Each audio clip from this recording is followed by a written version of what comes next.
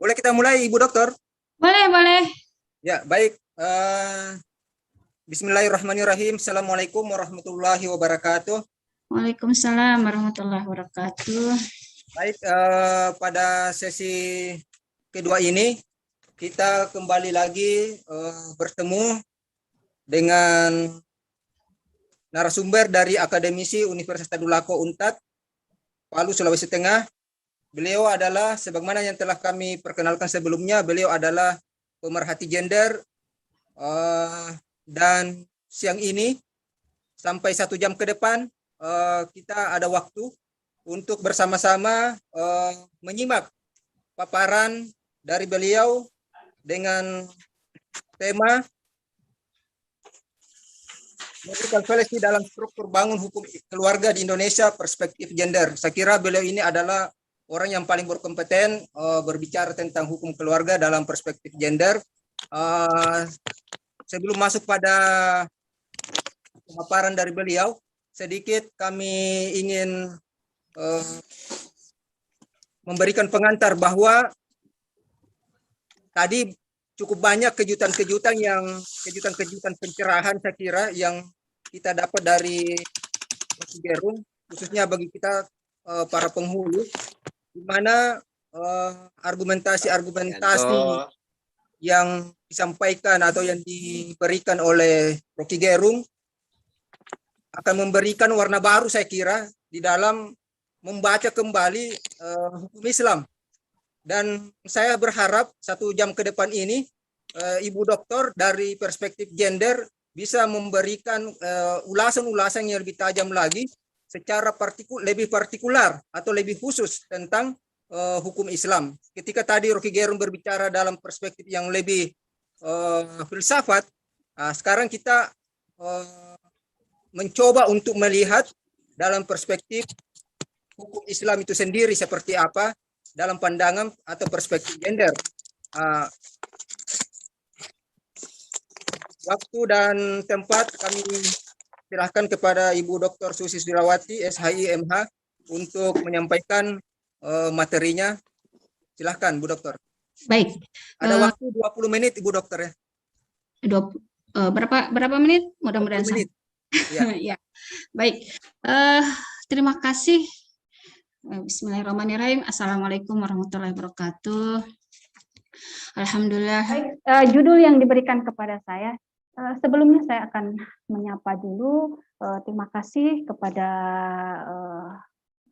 Ketua Aprisuteng, Donggala ya, Donggala yang sudah memberi kepercayaan kepada saya untuk memberikan materi ini kepada para penghulu seluruh Indonesia.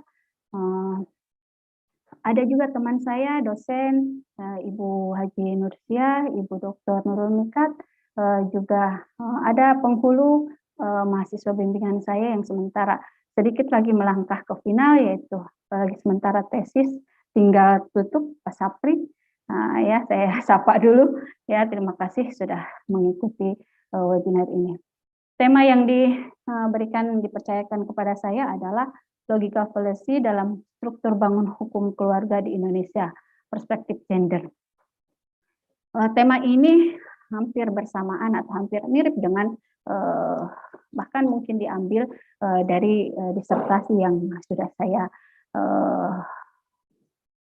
tulis ya. Oleh karena itu saya tidak maksud untuk menggurui di sini, akan tetapi kita sharing apakah ilmu-ilmu atau apakah penelitian-penelitian saya, statement saya ini bersesuaian dengan apakah masuk pada logika fallacy atau seperti apa. Kita akan simak bersama. Baik, sebagaimana dalam penulisan karya ilmiah Fakultas Hukum atau di dalam metode penelitian hukum itu selalu disuguhkan dengan adanya das sollen dengan das sein, ketimpangan antara yang seharusnya dengan yang senyatanya. Saya mengawali dengan das sollen, yaitu yang seharusnya. Karena basic saya adalah hukum Islam, maka Al-Quran menjadi pedoman atau pegangan utama saya. Dalam Al-Quran, prinsip-prinsip kesetaraan gender itu banyak disebutkan ya. Di antaranya adalah seperti tadi ada pertanyaan bahwa itu sudah final bahwa laki-laki dan perempuan berbeda, iya memang berbeda kan, tetapi ada hal-hal yang tidak perlu dibedakan ya. Seperti misalnya laki-laki dan perempuan sama-sama sebagai hamba Allah. Dalam surat Az-Zariyat ayat 56, wa ma khalaqtul jinna wal insa illa liya'budun. Terus ada juga laki-laki dan perempuan sama-sama mempunyai potensi dan peluang untuk menjadi hamba yang ideal, yaitu surat Al-Hujurat ayat 13, ya ayuhan nas inna khalaqnakum min dzakarin wa untha wa ja'alnakum syu'uban wa qabaila lita'arafu inna akramakum indallahi atqakum. Nah, itu sudah jelas bahwa sesungguhnya yang paling mulia di sisi Allah adalah bukan laki-lakinya atau bukan perempuannya, akan tetapi ketakwaannya. Yang ketiga adalah laki-laki dan perempuan diciptakan sebagai khalifah. Dalam surat Al-An'am ayat 165, wa huwal ladzi ja'alakum khalaifal ardh. Ya. Terus ada laki-laki dan perempuan sama-sama berpotensi meraih prestasi di bumi dan sama-sama berpotensi untuk mencapai ridho Allah di dunia dan di akhirat. Surat An-Nisa ayat 124 yang menyebutkan bahwa wa may ya'mal minas shalihat min dzakarin aw untha wa huwa mu'minun wa ulaika yadkhulunal jannah. Ya, jadi bukan berdasarkan laki-laki dan perempuannya, akan tetapi barang siapa yang berbuat baik ya, berbuat soleh, maka baik laki-laki atau perempuan, maka dia akan masuk surga. Itu Al-Quran. Masih banyak, mungkin ada bahwa dalam janin kita semua laki-laki dan perempuan juga mengadakan perjanjian primordial, ya kan? Terus drama kosmos ya, kosmik yang diinikan oleh Adam dan Hawa, ya sama-sama tergoda, sama-sama diusir dari surga, sama-sama taubat dan sebagainya. Jadi bukan hal yang memang berbeda tetapi bisa setara. Ya. Setara itu bukan identik ya, tetapi setara itu seimbang. Pasal 27 Undang-Undang Dasar 1945 ayat 1 menyebutkan bahwa segala warga negara bersamaan kedudukannya di dalam hukum dan pemerintahan dan wajib menjunjung hukum dan pemerintahan itu dengan tidak ada kecualinya. Dan ayat 2 menentukan bahwa tiap-tiap warga negara berhak atas pekerjaan dan penghidupan yang layak bagi kemanusiaan. Dan pasal 28A Undang-Undang Dasar sebagai konstitusi kita juga menyatakan bahwa setiap orang berhak untuk hidup serta berhak mempertahankan hidup dan kehidupannya. Dan Undang-Undang Perlindungan Anak, Undang-Undang Penghapusan Kekerasan dalam Rumah Tangga, Inpres ya, tentang pengarus utamaan gender. Nah, itu semua adalah landasan atau pijakan bahwa ya kesetaraan gender itu memungkinkan untuk dilakukan di Indonesia. Kesetaraan gender ya adalah konsep yang menyatakan bahwa perempuan dan laki-laki memiliki hak dan kesempatan. Baik, ini sudah ada. Terima kasih ya, teknisi yang sudah membantu saya. Baik, ini dasolen. Nah, dasolennya ini surat-surat Al-Quran, ayat-ayat Al-Quran, tadi sudah saya sebut ya, Undang-Undang Nomor 7 Tahun 84 tentang CEDAW, Convention on the Elimination of All Forms of Discrimination Against Women, terus Undang-Undang Nomor 39 Tahun 99 tentang HAM, hak asasi manusia, dan yang tadi sudah saya sebutkan lagi juga. Saya diberikan amanah tentang gendernya, gitu ya. Walaupun misalnya tadi sudah oleh Prof. Gerung sudah dibahas sekilas tentang gender, ya, tapi banyak juga kemungkinan ada yang belum tahu apa itu gender. Saya akan membahas 6 poin. Ya. Yang pertama adalah definisi gender itu sendiri yang bagi sebagian masyarakat berkonotasi negatif.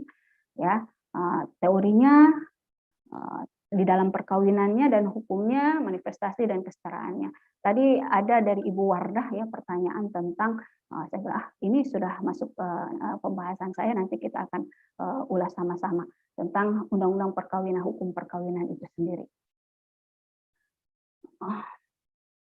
Wanita adalah tiang negara. Apabila wanita itu baik, maka akan baiklah negara, dan apabila wanita itu rusak, maka akan rusak pula negara. Ini kalam hikmah, bukan hadis, karena ada yang mengatakan ini hadis, padahal tidak ditemukan dalam kitab hadis manapun yang menyatakan seperti ini. Tapi bagus juga ya, karena sesuai dengan jangankan negara, keluarga aja gitu ya. Kalau misalnya istri mendung, istri berduka ketika suami pulang ke rumah ya, bukan lagi kalau misalnya didapat istrinya murka, nah ya bukan baitul jannati lagi, bukan baiti jannati lagi, tetapi sudah baiti nari gitu ya, karena wanita yang ada di dalamnya yang notabene sebagai dibilang dalam undang-undang perkawinan adalah yang mengurus urusan rumah tangga, itu tidak welcome atau tidak baik-baik saja. Yang pertama adalah definisi itu ya, bagi sebagian masyarakat, maksudnya banyak yang belum atau belum mengerti tentang gender, atau bahkan ada yang menyamakan, atau bahkan seperti ini, gara-gara gender perempuan, para istri jadi durhaka, gara-gara gender istri-istri jadi melawan, gara-gara gender dan lain sebagainya. Tidak gara-gara gender perempuan menyalahi kodratnya. Banyak anggapan-anggapan seperti itu oleh masyarakat. Berarti kalau misalnya ada anggapan masyarakat seperti itu, belum paham apa itu gender. Ya, gender bukanlah seks atau jenis kelamin. Memang dalam kamus bahasa Inggris ya, gender diartikan jenis kelamin. Tetapi gender bukanlah jenis kelamin, tapi persoalan gender lebih bertitik tekan pada aspek konstruksi sosial, bukan hanya biologis, ya, bukan hanya biologis. Hakikat gender, ya, Webster New World Dictionary mendefinisikan gender adalah sebagai perbedaan yang tampak antara laki-laki dan perempuan dilihat dari segi nilai dan tingkah laku. Hal itu juga dipertegas oleh Women Studies Encyclopedia, menyebutkan bahwa gender merupakan suatu konsep kultural yang berupaya membuat perbedaan atau distinction dalam hal peran, perilaku, mentalitas, dan karakteristik emosional antara laki-laki dan perempuan yang berkembang dalam masyarakat. Ini masuk pada budaya, ya, masuk ke konsep. Nah, masuk pada konsep, bukan berbeda dengan kodrat, ya.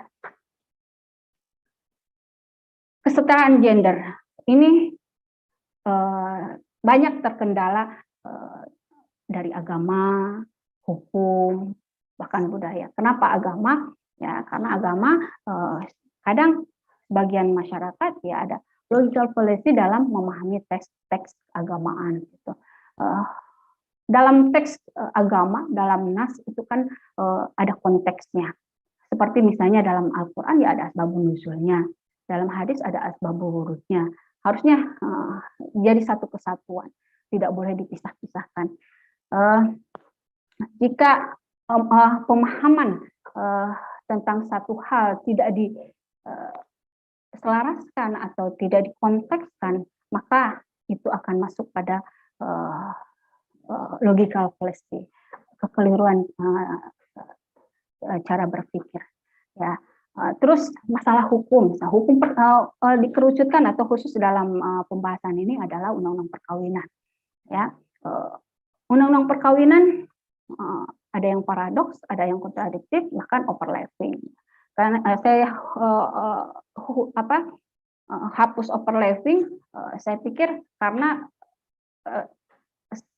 maju saya disertasi tahun 2019, ketika itu belum keluar atau masih sangat baru tentang Undang-Undang Nomor 16 tahun 2019, sehingga batas minimal usia kawin bagi perempuan itu saya anggap masih 16 pada saat itu.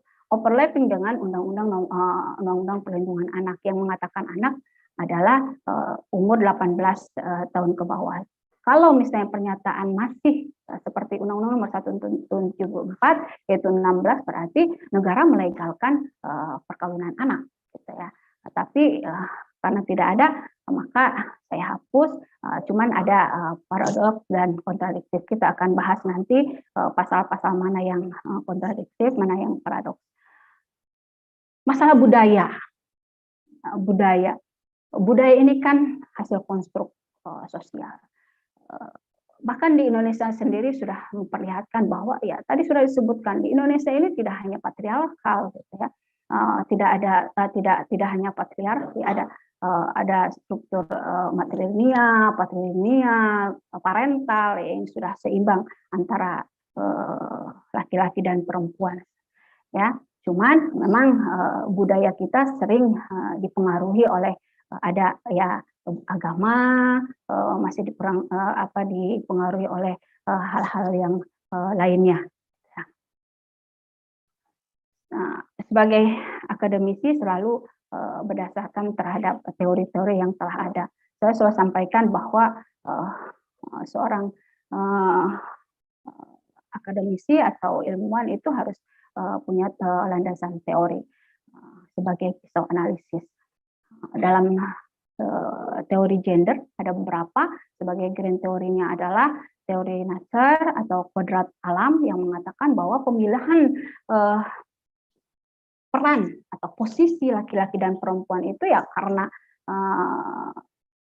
kodratnya, karena laki-laki punya zakar yang harus berdiri dan kokoh, gitu ya, sehingga dia diidentikan kuat, gitu ya, harus kuat dan sebagainya, dan perempuan yang punya ovum yang hanya diam, begitu ya, dia harus berdiam di rumah, ya, hanya sumur, kasur, dan dapur. Sehingga ya teori ini wajar ketika peran atau posisi perempuan itu, laki-laki dan perempuan itu berbeda karena sesuai dengan kodratnya. Nah, tapi dibantah oleh teori Nasser atau kebudayaan bahwa bukan semata-mata biologisnya, akan tetapi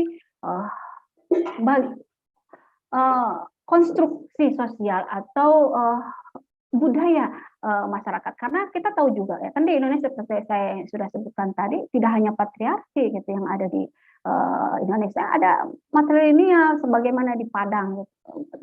Mereka mengakui dominasi perempuan daripada laki-laki. Itu berarti ya, itu bisa dipertukarkan gitu. Itu dibuat oleh manusia, gitu ya. Teori konflik itu selaras dengan Marxisme, ya, siapa yang kuat itu yang menang, ya. Sehingga ya kalau misalnya yang banyak yang mendukung atau yang kuat itu laki-laki, maka yang mendominasi adalah laki-laki.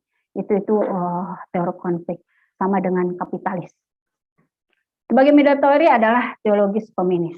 Teologis feminis ini teologi pembebasan yang ditetapkan, ya, yang menerapkan pada perempuan yang dianggap tertindas. Jadi berdasarkan teologi agama Islam misalnya, sebenarnya semangatnya adalah semangat peningkatan peninggian derajat perempuan, gitu. Dari pertama semangat atau spiritnya ya sebenarnya sama dengan gender itu sebenarnya harusnya berdasarkan agama Islam, karena adanya agama Islam itu ya spiritnya adalah untuk meningkatkan derajat perempuan, di mana yang mana dulu perempuan bukan hanya jadi benda tapi sebuah aib, gitu ya, seperti yang kita tahu bahwa Umar bin Khattab ya mengubur anaknya hidup-hidup karena dia malu mempunyai anak perempuan. Terus ketika Islam belum datang atau wahyu itu belum turun, ketika itu masyarakat kepada perempuan itu ya dianggap sebagai benda, bahkan bisa diwariskan.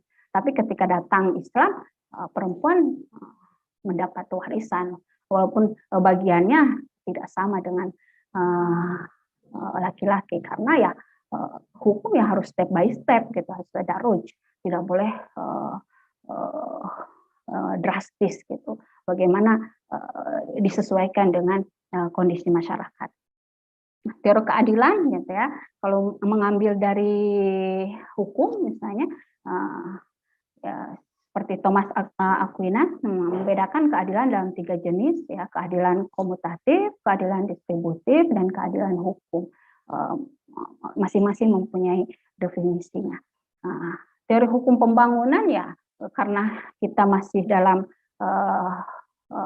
proses pembangunan hukum, maka seperti yang dipelopori oleh Muhtar Kusumaatmadja ya, yang melihat adanya kelesuan dan kekurang percayaan akan fungsi hukum dalam masyarakat, sehingga muncullah teori ini yang di mana dengan harapan kembalinya Ratu Keadilan pada tahtanya untuk mewujudkan masyarakat tata tentram Kartar Harja. Ya. Terus kalau teori sistem hukum yang dipelopori oleh Lawrence Friedman, ya, kalau dalam bukunya Mansur Faki juga ada, cuman mungkin Pak Mansur Faki juga merujuk pada teorinya karena lebih lama Lawrence Friedman daripada Mansur Faki ya, yang menyatakan bahwa ada 3 unsur legal system. Yang pertama adalah structure, yang kedua adalah substance, dan yang ketiga adalah kultur. Structure itu adalah penegak hukum orangnya, substance itu isi dari undang-undang itu atau substansi dari undang-undang itu atau hukum itu, dan culture itu budaya masyarakatnya. Kita membahas tadi tentang perkawinan yang biasanya, tapi kembali ke makna yang digaungkan oleh undang-undang perkawinan, yaitu bahwa pasal 1 menyebutkan, para penghulu ini sudah hafal di luar kepala ini tentang makna dari undang-undang perkawinan, baik menurut UP sendiri maupun menurut KHI, tapi akan agar lebih jelas lagi ya, perkawinan adalah ikatan lahir batin antara seorang pria dan seorang wanita sebagai suami istri dengan tujuan membentuk keluarga atau rumah tangga yang bahagia dan kekal berdasarkan ketuhanan yang Maha Esa. Dilihat tujuannya ya sudah disebutkan dalam definisi itu bahwa tujuannya membentuk keluarga atau rumah tangga yang bahagia dan kekal berdasarkan ketuhanan yang Maha Esa. Demikian juga dalam KHI, saya sering juga menanyakan ke bimbingan saya yang skripsi itu, banyak juga ternyata ada mau sarjana hukum tidak tahu apa KHI, mungkin karena di umum ya, bukan di UIN misalnya, bukan di Fakultas Syariah. Saya tanya mahasiswa apa singkatan dari KHI, padahal dia memunculkan singkatan ini gitu. Ada yang menjawab komplikasi hukum Islam, Bu. Saya sangat prihatin karena masa disamakan dengan penyakit ya, bukan komplikasi tetapi kompilasi hukum Islam. Disebutkan bahwa perkawinan adalah pernikahan, yaitu akad yang sangat kuat atau mitsaqon gholizon untuk mentaati perintah Allah dan melaksanakannya merupakan ibadah. Jelas tujuannya adalah untuk mentaati perintah Allah dan melaksanakan merupakan ibadah. Nah, hukum. Ya, maksud hukum di sini ada hukum perkawinan. Hukum perkawinan di Indonesia sebenarnya ada beberapa ya. Hukum perkawinan menurut perdata, hukum perkawinan perdata, hukum perkawinan Islam, hukum perkawinan adat. Namun di Indonesia sudah ada unifikasi tentang hukum perkawinan di dalam undang-undang perkawinan. Jadi kalau undang-undang perkawinan tidak menunjuk salah satu agama sebagaimana salah satu hukum yang dipergunakan, maka itu tidak berlaku. Sebagaimana dalam pasal 2 ayat 1 yang menunjuk bahwa keabsahan sebuah perkawinan itu berdasarkan agama dan kepercayaan masing-masing. Berarti merujuk harus keabsahan perkawinan itu harus merujuk pada, kalau misalnya untuk Muslim ya hukum perkawinan Islam. Selanjutnya, undang-undang perkawinan yang menurut saya bias gender, ya. Yang pertama adalah pasal 3 ayat 2 tentang poligami. Pada dasarnya memang pada asasnya perkawinan di Indonesia itu adalah monogami, tetapi tidak sama dengan asas dalam hukum perdata, perkawinan perdata, yang mana monogami mutlak, tetapi kalau dalam undang-undang perkawinan kita itu adalah monogami terbuka, gitu. Berarti membuka untuk poligami. Tetapi dalam analisis gender, ya, itu terdapat ketidakadilan gender dalam poligami yang ditunjukkan dengan adanya dominasi laki-laki terhadap perempuan. Karena bukan hanya satu, melainkan lebih dari satu. 1, 2, 3, 4 ya, sampai 4 ya. Dengan istri satu saja, suami bisa saja melakukan ketidakadilan gender, apalagi dengan banyak perempuan. Saya mengutip di sebuah jurnal di mana menyebutkan ketidakadilan dalam poligami itu banyak sekali ya, ada 19 poin, yaitu poligami bisa mendiskriminasi dan memberikan kekerasan terhadap perempuan dan anak. Poligami adalah sebuah persoalan momok bagi kaum perempuan, ya. Kini masih dihadapi perempuan, malah ada yang menunjukkan ya anggota DPR atau yang menunjukkan dengan adanya 3 orang istri makan bersama, ya mungkin itu keseruannya, momennya, the best momennya, tapi kita tidak tahu di belakang momen itu, ya. Terus disahkan dalam undang-undang perkawinan, ya, dipraktikkan di Indonesia sejak beratus-ratus tahun lamanya, mengakibatkan penderitaan pada kaum perempuan dan anak-anak, mendiskriminasikan kaum perempuan, manifestasi kekerasan pada perempuan dan anak, eksis karena budaya patriarkal yang kuat, makin berpeluang merajalela karena sistem hukum dan politik yang didominasi oleh laki-laki, legalisasi penyaluran nafsu, pengentalan dan pemapanan superioritas laki-laki terjadi di semua lapisan masyarakat dalam segala macam strata sosial, keputusan sepihak dari suami ketika istri tidak mempunyai keberanian untuk menolak, ya, dan tak punya kekuatan untuk melawan, dilakukan tanpa alasan yang jelas, apakah itu karena nafsu atau karena agama, tidak jelas, ya. Mendorong tingginya tingkat perceraian yang diajukan istri, makin memiskinkan perempuan dan merendahkan martabat perempuan. Ya, anggapan bahwa perempuan tidak penting. Yang kedua adalah masa idah. Sebenarnya dalam draft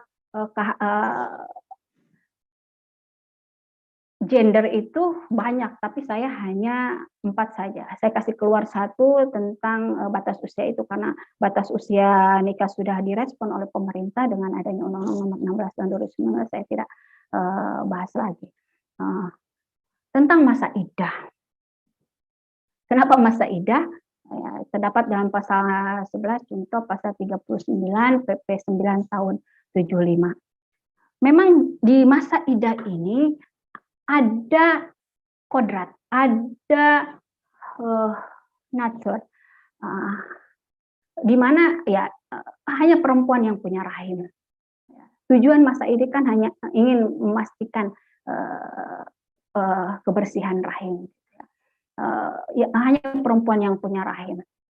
Tetapi ada juga aspek gendernya, di mana pada masa sebelum Islam datang, masyarakat Arab menentukan masa tunggu bagi perempuan itu selama 1 tahun untuk berkabung, ya, ketika ditinggal oleh suaminya. Dalam 1 tahun pasca kematian suaminya, dengan berbagai larangan yang tidak manusiawi. Islam datang hanya mengurangi menjadi 4 bulan 10 hari.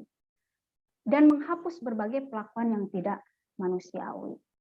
Ini budaya, ya. Sehingga seperti yang saya katakan tadi, Islam datang untuk meninggikan derajat perempuan yang dulu sama sekali tidak dihargai, bahkan menjadi sebuah aib. Nah, Islam spirit itulah yang harus kita pegang juga saat ini.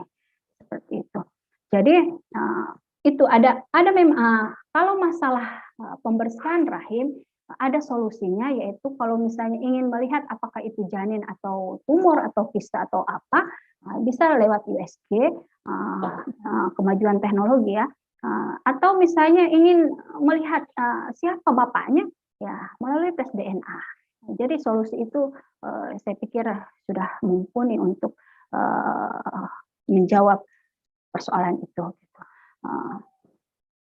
Terus nah, yang jadi ininya adalah masalah gendernya. Saya tidak menuntut untuk dihapuskan masa iddah, akan tetapi ya semua punya rasa, baik laki-laki maupun perempuan itu punya perasaan, punya rasa sedih, rasa cinta, hal-hal yang semua ada, baik laki-laki maupun perempuan. Olehnya dengan mengajukan bahwa masa iddah itu tidak diharuskan oleh untuk janda, ya duda juga gitu, sehingga bukan suatu harga mati gitu yang tidak dapat diubah. Justru semestinya iddah mengikat baik kepada janda maupun duda, sehingga lebih dapat mewujudkan kesetaraan dan keadilan gender dalam relasi antara laki-laki dan perempuan. Terus hak dan kewajiban yang tadi Ibu Wardah pertanyakan, sepakat juga dengan saya bahwa hak dan kewajiban dalam Undang-Undang Perkawinan itu pasal 31 ayat 3 dan pasal 34 ini sangat bias gender. Misalnya pasal 31 ini ya, pasal 31 ini mengandung sebuah ambivalensi ya, yang mengukuhkan subordinasi perempuan. Ayat pertamanya menyebutkan bahwa kedudukan suami istri adalah sama. Dan ayat kedua menjelaskan adanya kapasitas dan kemampuan yang sama antara perempuan atau istri dan laki-laki atau suami, baik dalam mengelola rumah tangga dan pergaulan hidup bersama dalam masyarakat. Gitu. Mereka juga sama-sama berhak melakukan perbuatan hukum. Tapi dalam ayat 3-nya ditegaskan bahwa suami adalah kepala keluarga dan istri adalah ibu rumah tangga. Nah, penegasan ini merupakan pengetatan fungsi-fungsi istri dan fungsi-fungsi suami dalam rumah tangga. Artinya, pasal ini melegitimasi secara eksplisit pembagian peran berdasarkan jenis kelamin. Padahal pertama-pertanyaan bagus, seimbang, bahwa sama-sama. Tapi kenapa dibakukan setelah itu di ayat 3 kok dibakukan gitu, ditunjuk secara langsung.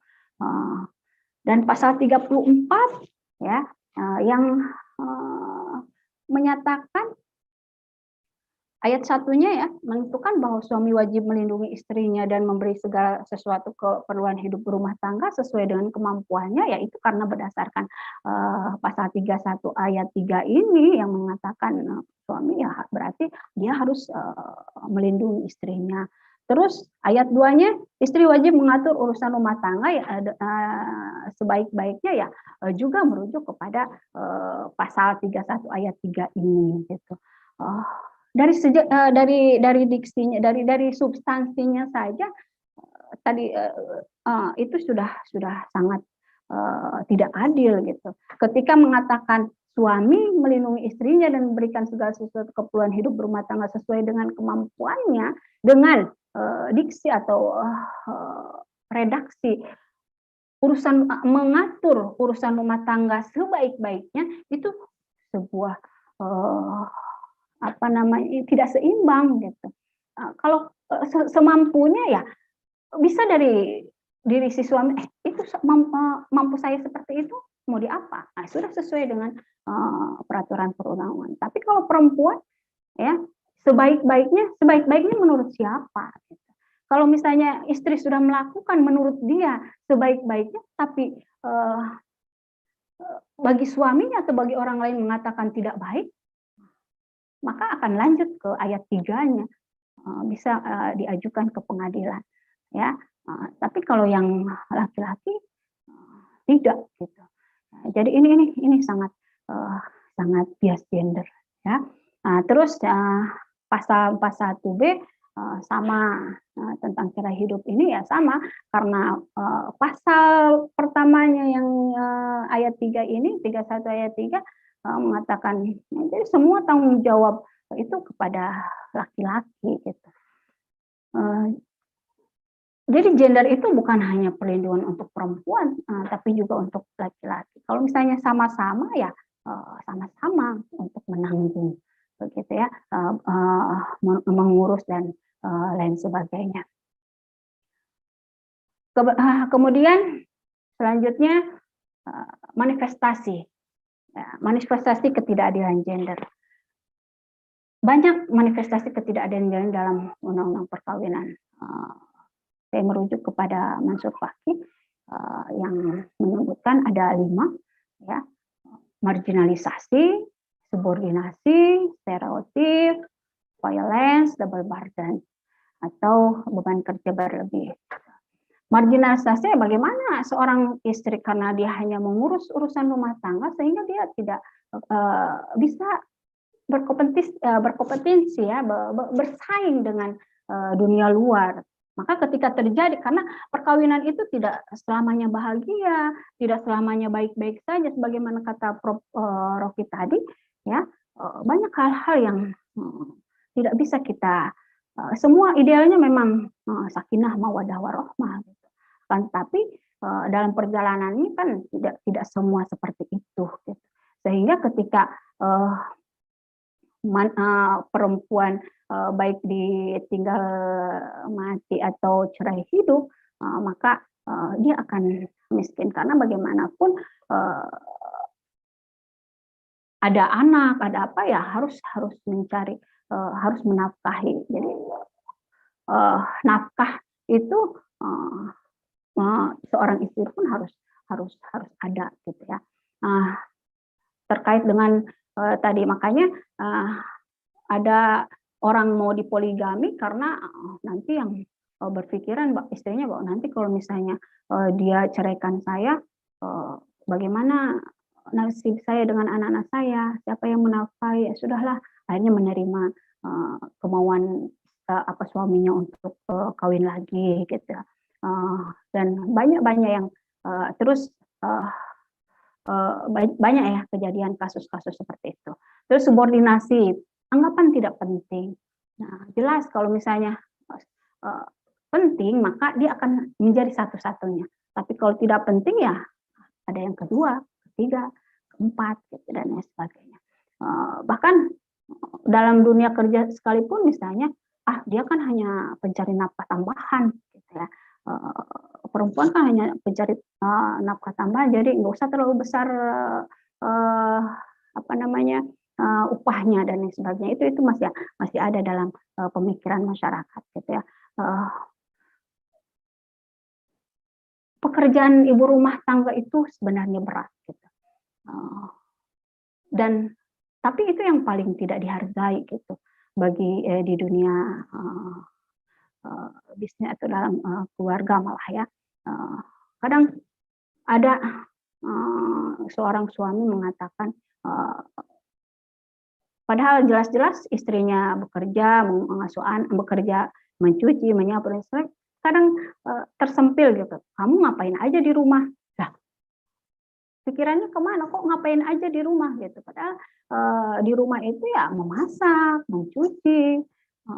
Jadi dianggap tidak ngapa-ngapain gitu. Padahal itu sangat pekerjaan yang sangat berat. Gitu. Pelabelan negatif.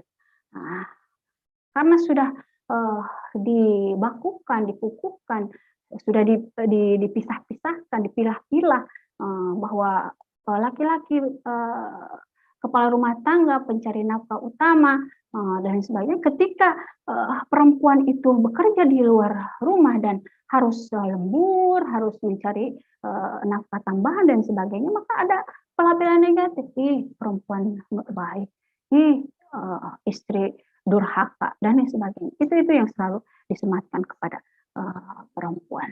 Nah, yang paling sering adalah violence, kekerasan, gitu ya. Bukan hanya kekerasan fisik, ya. Ada yang mungkin merasakan bagaimana marital rape, perkosaan dalam rumah tangga, gitu. Itu tuh masuk pada kekerasan fisik. Ada lebih banyak lagi kekerasan verbal gitu, dengan ucapan istri yang tidak becus lah gitu ya, istri yang tidak baik lah, bahkan karena merasa di atas atau merasa suami itu merasa dia raja atau dia merasa lebih tinggi atau lebih berhak untuk marah, kadang tidak terkontrol ucapannya, menyebut brengsek, pelacur, padahal sama istri bilang pelacur, masa mau istrinya jadi pelacur gitu ya, karena mungkin emosi atau mungkin ada yang mengatakan setan, menyebut setan ya. Kalau istrinya setan ya kan iblis dong suaminya. Gitu ya. Itu kekerasan verbal itu masuk pada ketidakadilan gender. Terus double burden, beban ganda atau beban kerja berlebih. Nah, selalu disebut-sebut kalau misalnya istri yang bekerja, ingat kodratnya sebagai istri. Apa kodratnya? Mengasuh anak, mengurus rumah tangga. Nah, itu. Karena budaya kita yang bahkan undang-undang pun mendukung itu, jika ada yang terbalik misalnya, perempuan itu lebih tinggi pendidikannya. Contohlah misalnya seperti saya, doktor gitu. Suaminya mungkin sarjana pun tidak. Karena sudah terbentuk stigma seperti itu, ketika ada keluarga seperti itu, laki-laki tidak mau menerima gitu. Dia malu mengurus rumah tangga, dia malu untuk membantu istrinya, menyiapkan makan istrinya dan lain sebagainya. Sehingga apa yang terjadi ya finalnya ke pengadilan cerai. Karena gengsinya, andaikan tidak ada pemilihan seperti itu, ya kan saya sepakat dengan Prof Rocky tadi ya, masalah privat silahkanlah yang mengatur, mengatur yang perlu-perlunya negara. Tapi kalau untuk masalah itu diserahkan kepada keluarga itu sendiri, gitu ya. Nah, kesetaraan gender ya sebagai wujud memanusiakan manusia, karena ya perempuan juga adalah manusia gitu, jadi ya perlakukanlah sebagaimana manusia. Kenapa selalu saya sebutkan perempuan? Karena kebanyakan yang menjadi korban atau menjadi pihak yang tertindas adalah perempuan, sehingga ya saya selalu sebut perempuan walaupun misalnya ada laki-laki.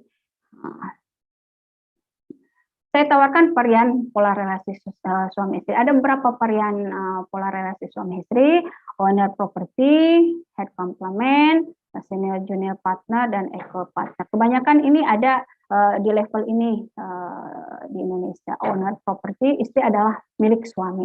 Padahal dalam akad nikah itu redaksinya adalah kobaltu, bukan malaktu gitu. Tapi realisasinya atau prakteknya kok malaktu gitu. Istri adalah milik suami. Terus yang kedua, head complement, istri sebagai pelengkap suami. Senior junior partner tetap pelengkap tapi sudah menjadi teman.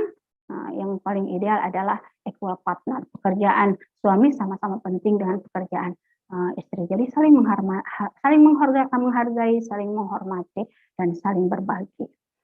Jika 100% keadilan itu terwujud, maka bersama kita bahagia dan bersama menuju jannah.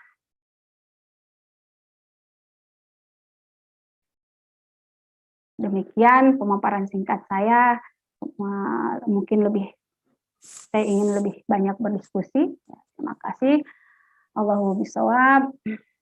Billahi taufiq wal hidayah. Wassalamualaikum warahmatullahi wabarakatuh.